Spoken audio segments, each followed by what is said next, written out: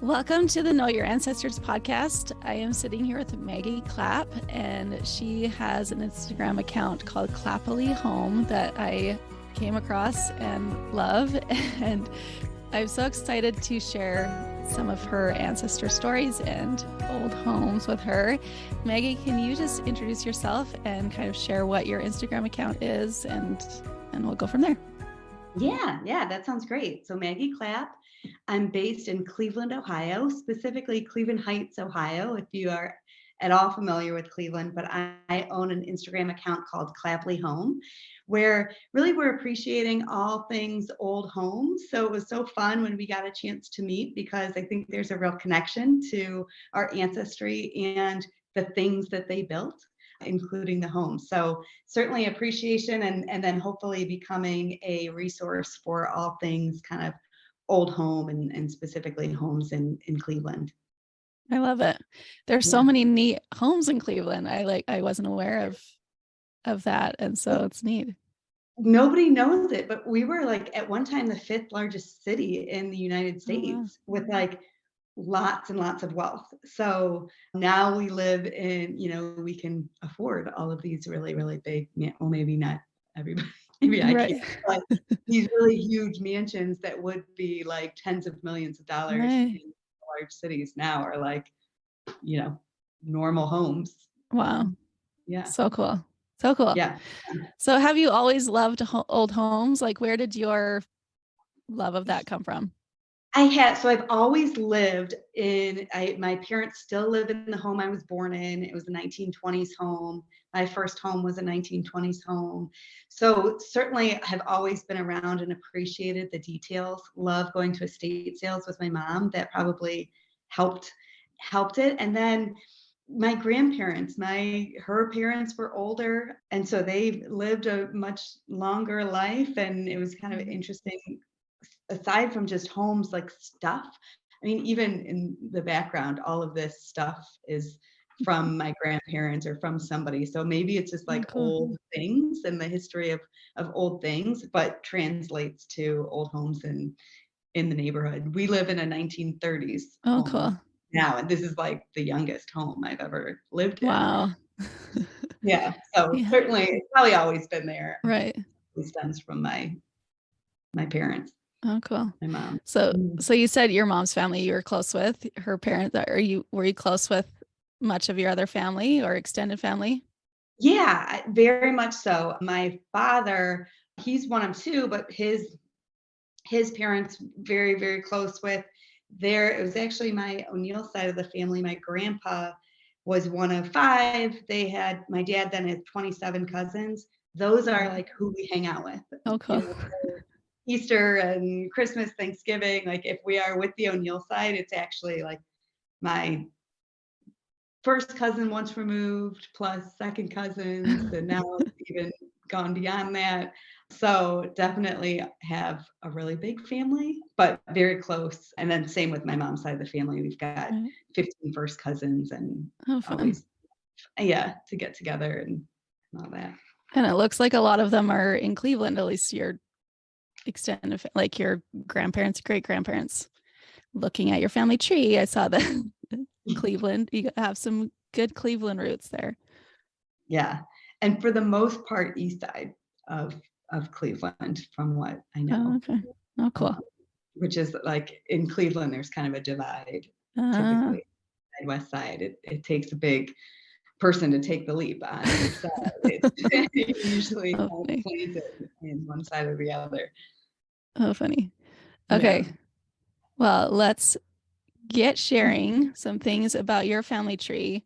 We had Jamie from Shifting Sands Genealogy research your family tree.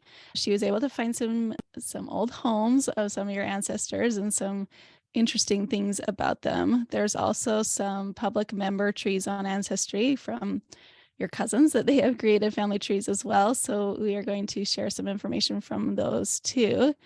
So I'm not sure how many things you know about your great grandparents or great great grandparents as we go along, but here Mhm. is the home. If you're watching this on YouTube, you'll be able to see these pictures that I'm sharing here with Maggie. But this is the home of your great grandparents, Yep. James John O'Neill and Dorothy Mayer. So they were married July 7th, 1928, and they were shown living in this home in the 1930 census.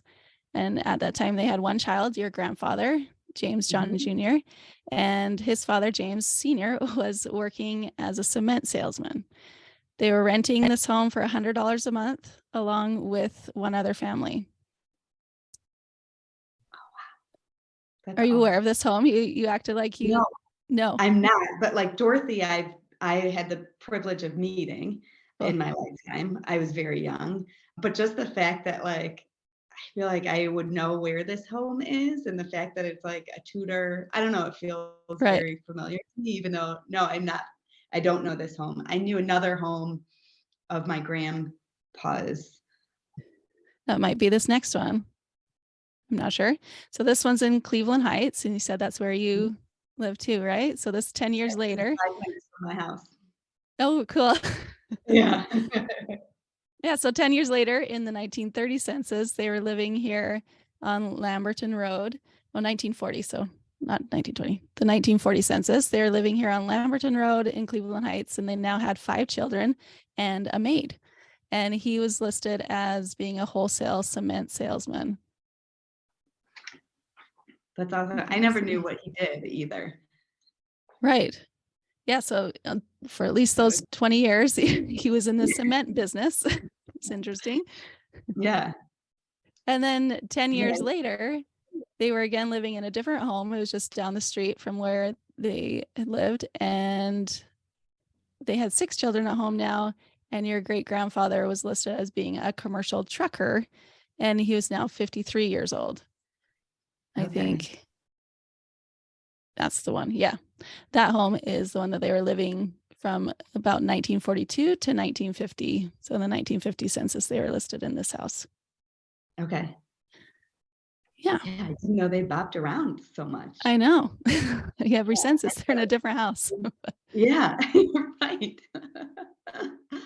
Yeah. So is that home? Are you like, is that area close to you? Is Meadowbrook Boulevard? Again, yeah, 5 minutes. This is probably like around the corner from that Lamberton house that you showed.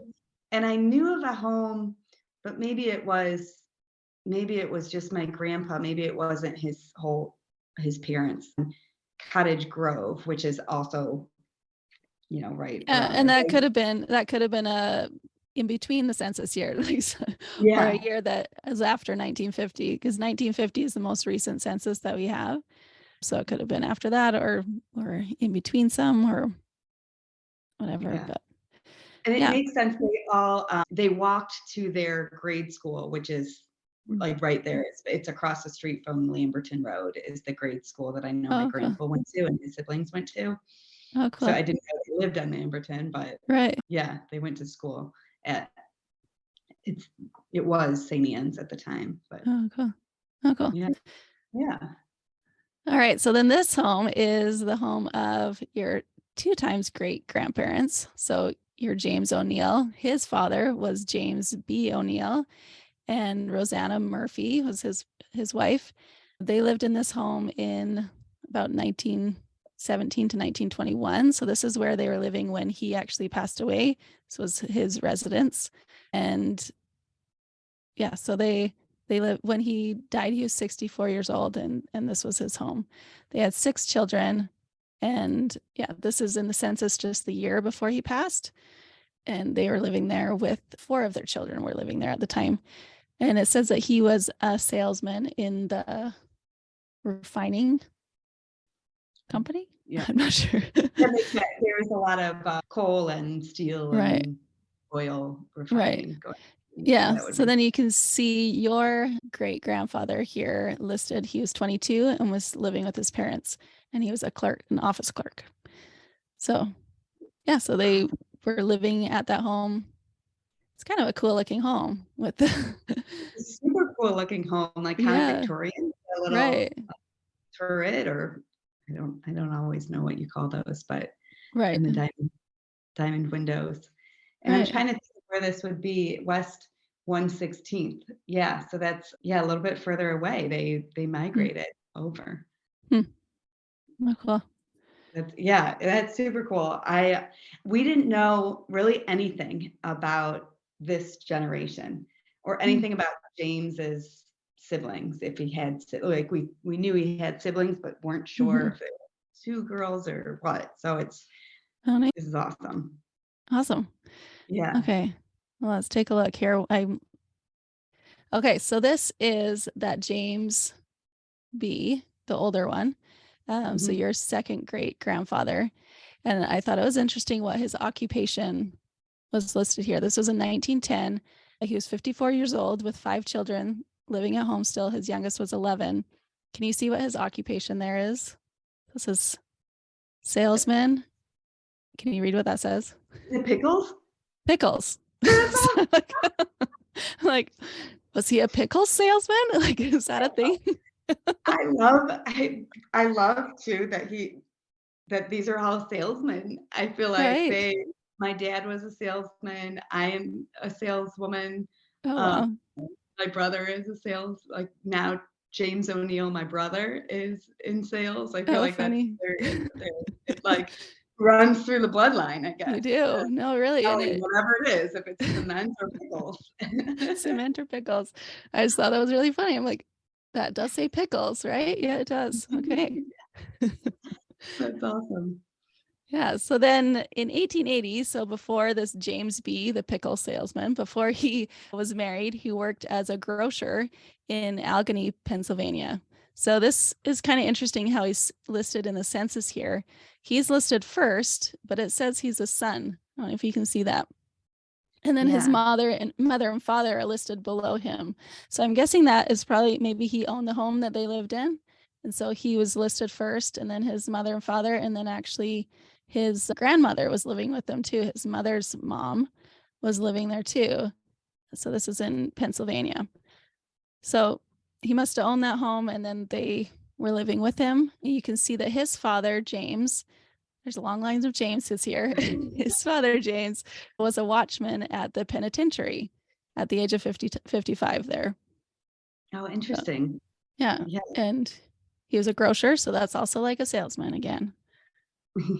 So Yeah. then this James, according to census records, was born in Ireland, possibly Scotland, and some he listed Scotland. And then his wife, Marianne Brady, was born in Ireland.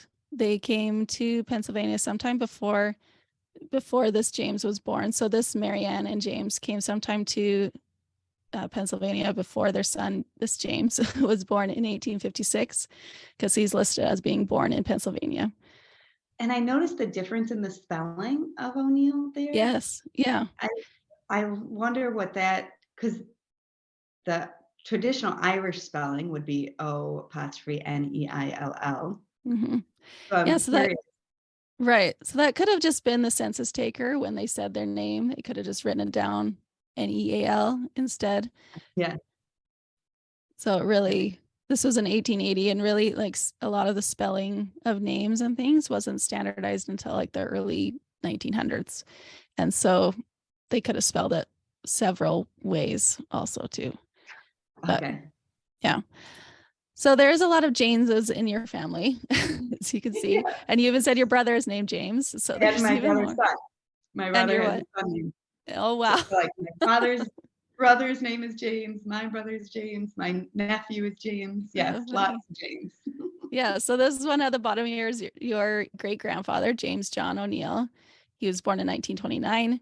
His father, James John O'Neill, 1896 is when he was born. Then his father was James B. O'Neill, who was born in 1856. And then his father, who was born in probably Ireland, was born in about 1825. And we weren't able to find really anything about more about like where in Ireland or more about his family. It is a possibility. Irish research does get quite difficult because a lot of the records were destroyed, but it Yeah, could be that's what something. I had talked to my dad about this, and that's what we were curious about, if you'd find anything. We had suspected that they were from, you know, Ireland, Northern Ireland, Mhm, back before England came in. mhm. So obviously in a Catholic family in Northern Ireland around that time. it would be harder to like tell where they were Right. from or where they Yeah. had come And with from. some more work on it, you might be able to find out some more, but I thought it was interesting. We'll be right back after hearing about one of our sponsors. Storied.com is a new online platform that is completely changing the way you do family history. On Storied, you can build a family tree and find records, but the main difference is the stories. That's really the point of learning about our ancestors, right? To find and write the stories. Storied allows you to easily write your own stories or the stories of your family and ancestors or your friends with pictures in an easy to access feed. You can invite who you want to view your stories in your own private group. It's a lot of fun and a really cool way to get the stories accessible to those who want to know them. At Storied, you can add people to your family tree that are associates or friends. We all have those people in our life that we aren't related to, but they feel like family. With Storied, you can tag and add these people to your tree and to the stories you share. So go to storied.com and give it a try for free, and you can get 10% off your first subscription by using the code Megan10. And now we're back. But your Irish roots do not stop there. You have more Irish roots in your Mayer family. So Dorothy Mayer was your great grandmother, and her Mar. I'm saying it wrong. Mar. Yeah. Okay, Mar. Dorothy Mar. Yeah, you know Dorothy Marr. We know a little bit about the Marr family. Yes. Oh, okay. Yeah, so your third great grandfather, John Mar, is that how you say it? Marr. Yeah, Mar. like M-A-R. M-A-R. Mar. Okay. Yeah. So I was like John Mayer. Not the singer. If only. All right. So John Marr, he is your third great grandfather, and he came from Ireland. And I just wanted you to read, this is his obituary. Could you just read this part of it just to the end there? Yeah, John Marr, an old and respected citizen, died at 1 yesterday morning of diseases incident to old age at his home, 1327 7th Avenue. He was born in Kilmony, County Carlow, Ireland, June 14th, 1880. He immigrated to this country, arriving November 2nd, 1835, after a perilous sea voyage lasting 6 weeks. Oh man. He entered the mercantile business with his brother William at Blairsville, but shortly afterward embarked in the same line of business for himself at Stallsburg. While there, he married Miss Catherine Rourke, who died in Altoona, December 3rd, 1893. Some years ago, he returned to Blairsville, and in the early 60s, he operated a large flour mill. Remaining there 10 years, he then moved to the city and resumed his occupation of conducting a general merchandise store. Yeah, so that's pretty unique in an obituary to have the exact place that he was born, his birth date, talks about when he emigrated, like all of that. So that is like gold as a genealogist to find that in an obituary. That's everyone's dream, especially with Irish research, because it can be so difficult. And that actually it in the obituary is spelled CH, but it's actually CL. So Kilmony, County Carlow. Okay, I don't know Kilmony. Yeah, it's Carlow is a new. I don't know that either. Yeah, so it's spelled differently than they wrote it here. It's Carlow. I looked up just a picture of, this is in County Carlow. There's like this old castle. So who knows if it was close to where your third great grandfather was born. We don't know, again, much about his family. We just know where he was born in this townland of Kilmony, which this townland is actually quite small. It's only 0.23 square miles. So with that information, you might be able to find out more with maybe some local research in Ireland, more specific records for that area. You might be able to find something about his heritage just because that little tidbit of information like that can really narrow it down. Yeah, that's incredible. And that picture is awesome. It's fun to like put a connection to kind of where they were. Right. Yeah, I'm sure Ireland is a beautiful place. You might need to go to Kilmony and go. Why? Sure. Yeah. We marked it now. It's now on the bucket list. We're going to find his house. For sure. Okay, so then John and Catherine's son, Thomas Kearney Marr, was your second great grandfather. This is a picture of Yeah. him that we found on someone's public member tree on Ancestry. So there's a biography written about him from Elroy McKendry Avery in the book A History of Cleveland and Its Environs, The Heart of New Connecticut.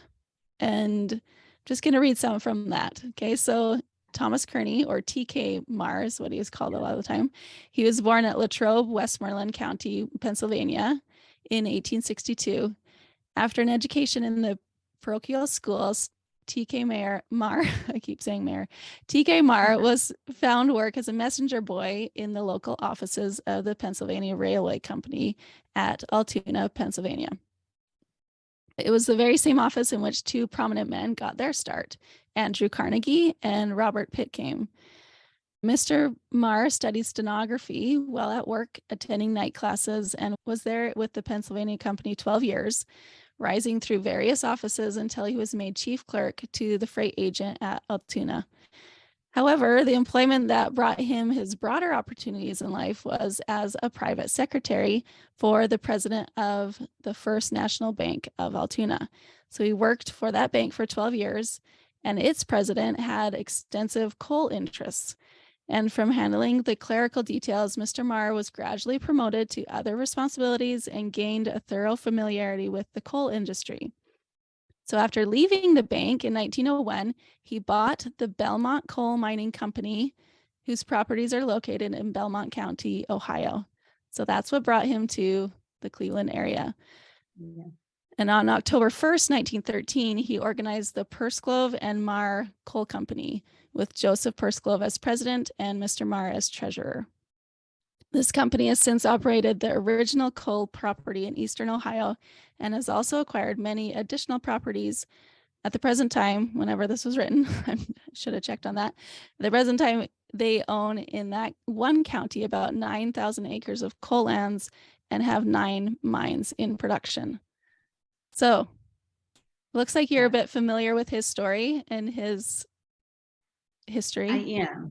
Yeah, T.K. Marr, probably because he probably was the most prolific maybe in that we just know a lot. And they had a really, really big family.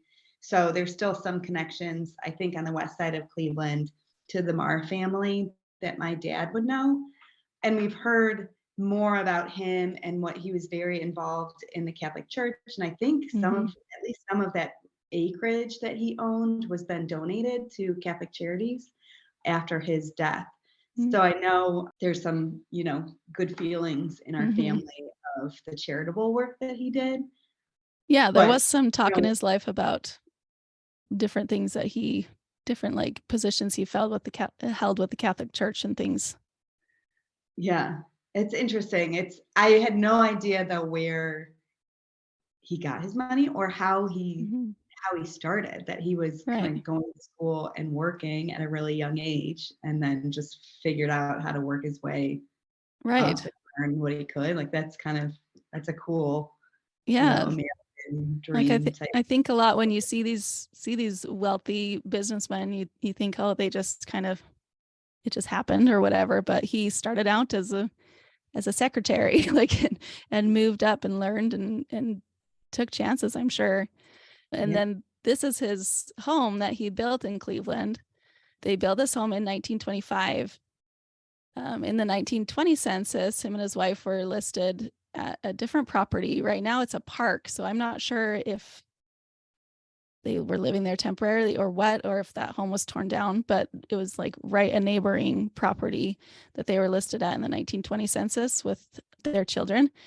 And then in the 1930, they're listed at this home, and in the history of this home, it was built in 1925 is what it lists, what it wrote down. This home is like right along the coast of Lake Erie. It's 6,800 square feet with 10 bedrooms and 5 bathrooms. So it's quite a large home. Yeah. That is so cool. I've got to go there and take a picture. Of course. So cool. And that it was like, I don't know, it was built for that. I often when I'm taking pictures of these homes, like you just think about like who built it and what were they thinking and what were they like and why why did they need what they needed, or what were they interested in? And to then have somebody in my family, it's like, well, they had 10 bedrooms because they had like 10 kids or something. And Yep. that Yeah, and they did have quite a few children. I think I had a should look. I bunch. think I they don't know how had many. 6. Let me just look quick. Okay. Yeah, they had 9 at least is what we have listed. I'm not sure if Yeah. they were all still living at home in 1930 or 1925 when they built it, but they had in the 1920 census, they still had quite a few living at home. 1, 2, 3, 4, 5, 6, 7, 8, 9, 10. I think there was some servants there too. So they're not all children. 1, 2. Yeah. Anyways, they had quite a few children. Yeah. And That's so, a cool thought too, like thinking about usually in these large homes, it was like customary to have folks helping you take care of the home and to, mhm, take care of the kids and all that. And like, oh, when I live in a home that has 2 staircases, or, what would have been a butler, and we keep thinking, oh, wouldn't that be the dream to have somebody that like seriously, help you take care of all the right? responsibilities of life. Yeah, I'm just going to show you this. If I put this here, can you see that census now? Oh yeah. Yeah. So this was in the 1920 census. And you can see that. So there's Thomas K. Marr and his wife Josephine. And they had 1, 2, 3, 4, 5, 6 children living with them. Dorothy was your great grandmother. She was 14 in 1920 when they lived there. In the 1930 census, she wasn't living with them anymore. So I'm not sure if she got a chance to live in that in that big home or Yeah. not. But then there were this other Rose Victory. She's also their daughter, and then 3 of her sons were living with them too. So they had 3 grandsons, and then they had a chauffeur, Samuel Arnold, and a maid, Lucy Jackson. So That's so cool. I quite would a love that. full I'm sure you're in a maid. And I a think chauffeur. Victory, that would be a married name, because Yes. I think there's Victory is, I know that name as a part of the family. I don't know Oh, anything really? other Yeah. than So that. that would have been her married name. It lists, so there's this WD, which means she's a widow. So her husband must have passed. She was only 29 years old, but and had a son that's only 11 months old. So her husband must have recently passed. But Yeah. Wow. yeah, so they had a big home. Let's just see what his occupation. If we keep going over here, if you see up at the top here, it says president of coal company. So he's the Yeah. president. That's his daughter, I think, was a secretary. Then we have an office clerk. The stock market was one of his children as well. So Yeah. That's really interesting. yeah, so that was a lot of information, a lot of old homes and things from your family. What are you feeling about all of that right now? I get kind of like, I don't know if it's like butterfly. I'm like so excited about it because you feel like a bit more of a connection. I think I've Mhm. always had a connection to Cleveland, but you do feel a little bit more connection to Cleveland. And then when you see their homes, you can start to put through like how they lived and Mhm. what they did for a living was really cool. Like to know, we're all just going through this world trying to make a living and trying to better ourselves and better the family, and to think like, yeah, that it hasn't changed. That was Mhm. what they were doing back then. I don't know, it's really cool Mhm. to think about. And Mhm. I've got to go to those homes now. I'm going to be Oh, like definitely. going to each one Field of trip. those and helping the homes so that I can get a pick. For sure. And I just think it's interesting to see like those 2 Irish ancestors. I'm sure when they both came to Pennsylvania, but I'm sure they both came with hardly anything. And just to think that, that their descendants just kept trucking along, and some probably more successful than others. But I just think there's a lot of power in understanding that,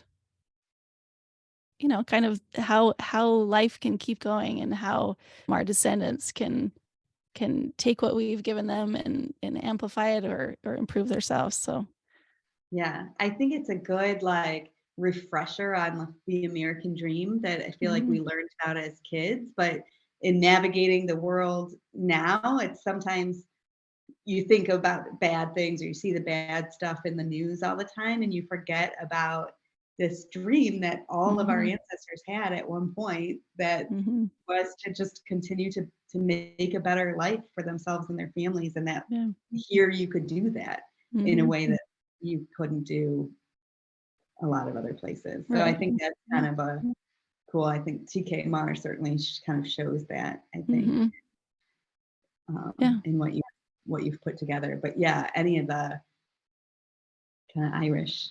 And that was another kind of cool thing. I have done 23andMe, and we've grown up Irish. That was the only kind of heritage or ethnicity that we like related to. And I was a little nervous doing it. Like, what if we are like not even Irish? But I got it back and it's like 98% Irish. And then it's so funny because it goes back, right.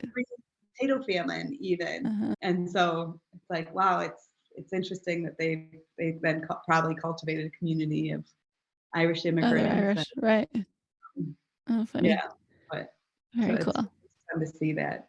Yeah, thanks for putting this together. I think I'm going to be sharing this with my dad too. I think who is like right at that age where he's feeling very sentimental, I think, about the family and what has gone before him and stuff. And it's going to be fun for him to be able to hear a little bit more about where he came from. Well, I'm so glad. And I'm thankful for Jamie for researching your family and for finding some cool things that we could share with you. And I'm grateful that you accepted my plea to get people to come on the podcast here. It's been a lot of fun to take a look at your family and just see, the different sides of people's heritage. And it was a lot of fun. So thanks for coming, Maggie, and we'll see you next time. All right. Thanks so much, Megan. I'm so thankful to Jamie from Shifting Sands Genealogy for doing the research for Maggie Clapp's family. It was really fun to share the homes that she was able to find and the relationships and things in her family tree. So Jamie specializes in Great Lakes or Midwestern research. So if you have any of your family tree that you need research done in that area specifically, Jamie can definitely help you with that. You can go to her website, shiftingsandsgenealogy.com.